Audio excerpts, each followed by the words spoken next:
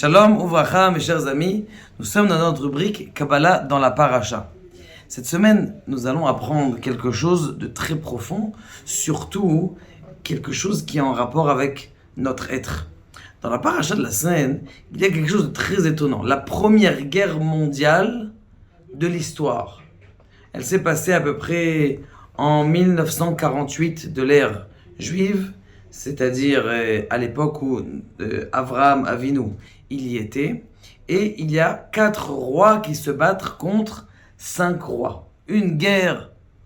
Bon, c'est très beau, c'est une belle histoire que 4 rois se battent contre 5 rois. La première guerre mondiale, mais la Torah en général, quand elle donne un fait, c'est pas un fait qui est en vain et qui est vierge et qui vient et qui dit oh, il y a une guerre mondiale. C'est pas intéressant. Qu'est-ce que ça vient nous apprendre? Quelque chose de profond qui vient nous apprendre. Il y a quelque chose d'extraordinaire que le Harizal il dit. Quelque chose de très prenant et qui peut nous chambouler aussi quelque chose et qui peut nous montrer combien est-ce que la Torah, elle est consciente de la conscience, de l'inconscient et du subconscient. Regardez, il dit, le Rav Chaim Vital, au nom du Harizal, qu'en vérité, ces 4 rois, ça fait référence aux 4 éléments qu'il y a dans l'homme. La terre, le feu, l'air et l'eau. Et il y a aussi 4 couleurs, ce qu'on appelait à l'époque 4 liquides. Tous les grands médecins à l'époque, ils parlaient de ces 4 liquides qu'il y a à l'intérieur de l'homme. Le premier, c'est le rouge, tout ce qui est le sang. Le deuxième, c'est le blanc de l'œil, les pertes, plein de choses, plein de choses qui est blanc à l'intérieur du corps, les globules blancs aussi. Le vert, la bile, elle est verte. La bile, toute la journée, elle donne du vert. Et il y a du noir aussi. Maintenant, ces 4 couleurs, ils sont keneged, ils sont en rapport aussi avec ces 4 éléments.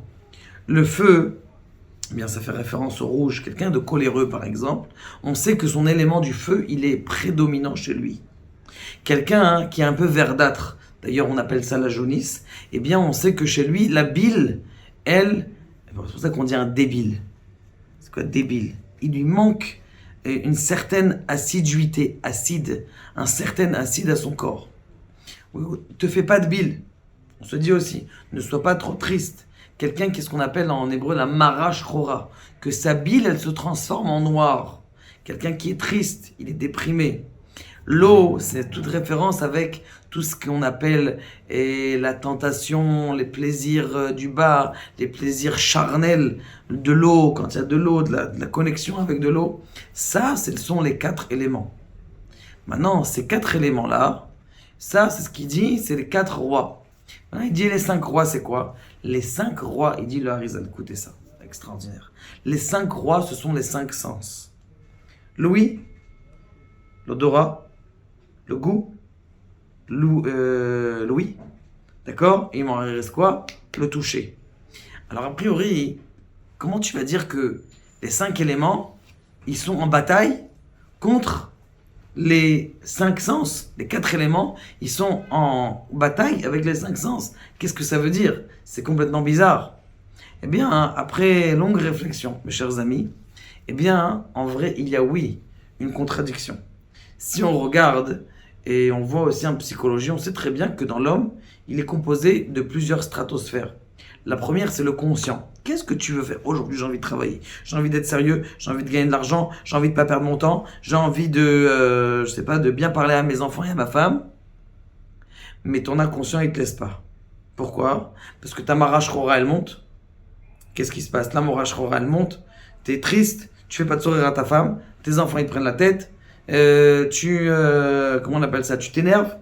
Donc il y a le feu qui monte, il n'y a pas d'équilibre entre les éléments. Donc le conscient, il se bat contre l'inconscient.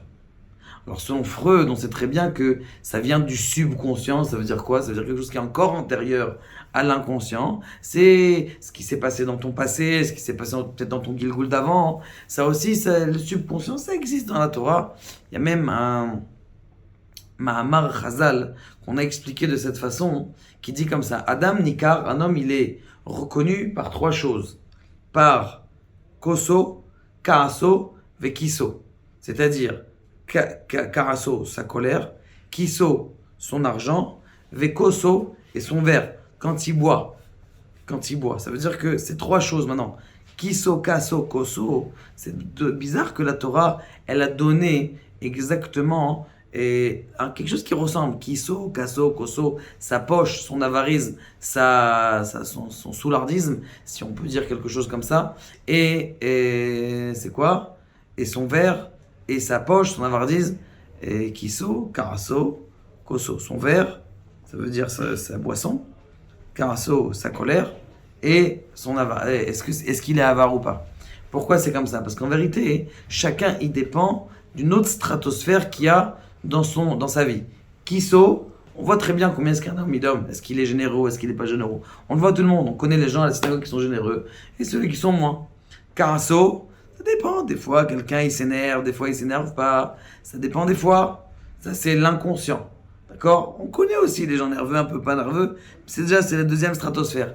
Et Koso, alors là, quelqu'un il te rappelle quand il était. Tu regardes Bémet, qu'est-ce qu'il a quand tu l'as fait bien voir. Tu regardes, est-ce qu'il va s'énerver ou il va commencer à dire une vraie Torah. Ça, c'est le subconscient qui est à l'intérieur, c'est la troisième stratosphère.